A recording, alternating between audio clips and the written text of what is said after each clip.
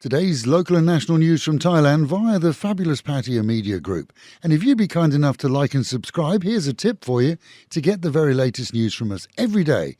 When you subscribe, click on the button that says All, and then every day you'll get an update straight from us.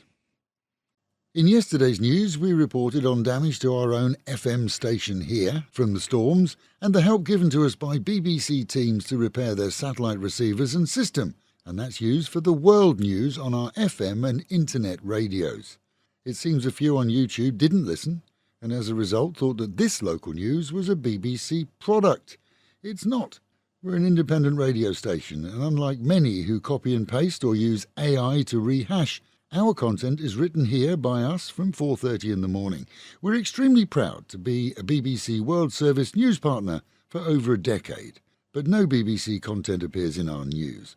Luckily, our team removed the daft posts in order that there's no misconception. Now to the news. Thailand's recovery programme for nationals wanting to leave Israel due to the conflict there is working well, we're told, seeing the fourth flight landing at Ayutthaya with 127 on board. With expectations that the total number will exceed 6,000, the Air Force has numerous planes now available, but those are somewhat hampered by conditions around Israel, as this country, along with others, is working with Israeli authorities to try and create a so-called safe zone for expats there waiting to flee. Russian tourists have been added to the list of high-season elongated visa-free stays in Thailand. The state has announced that Russians visiting here can now stay for a full 3 months, instead of the standard 30 days, without applying for an elongated extension of stay. Beginning the start of next month through to April 2024, Russian tourists can now enjoy the same privilege as Kazakhstani and Chinese. And no, there's no word on plans for other nations' nationals. In Bangkok, the Cabinet has approved a flat fee for both red and purple public train lines, 20 baht, regardless of distance, but with the understanding that switching lines means a second fee. To date, tickets cost between 12 to 42 baht, so with the exception of really short trips, there's a good saving and usage is expected to increase. Storms resulting in rising river levels have seen a reported 12,000 homes flooded in Ayutthaya province alone, with the Chao Phraya Dam forced to release some 6.5 million litres per hour due to levels rising there and upstream.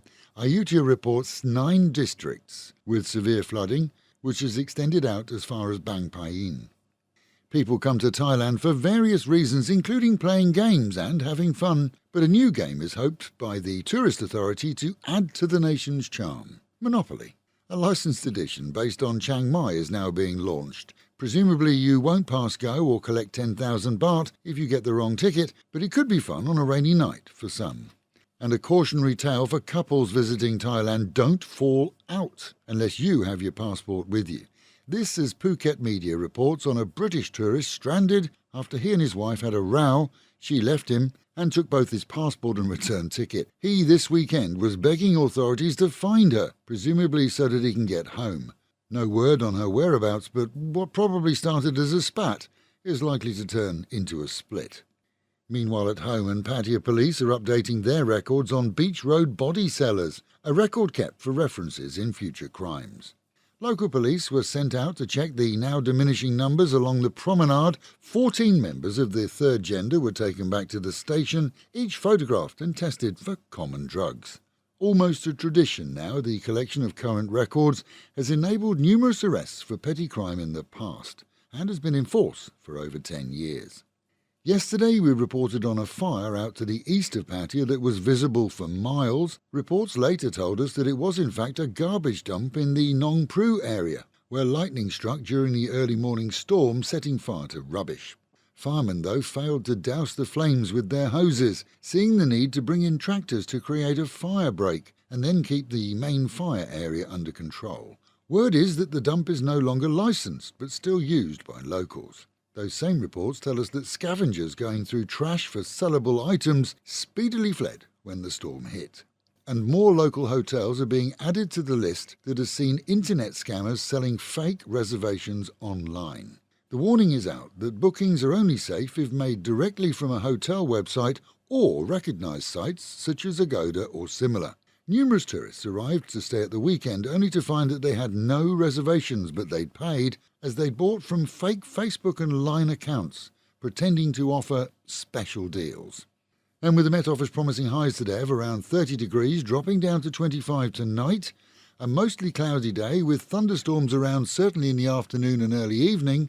Local and national news today from Fabulous 103 FM and Fabulous Pattaya Media Group. And to get a notification every time we release another bulletin or program, like and subscribe to our channel, Fabulous Pattaya Media Group, by using the link below.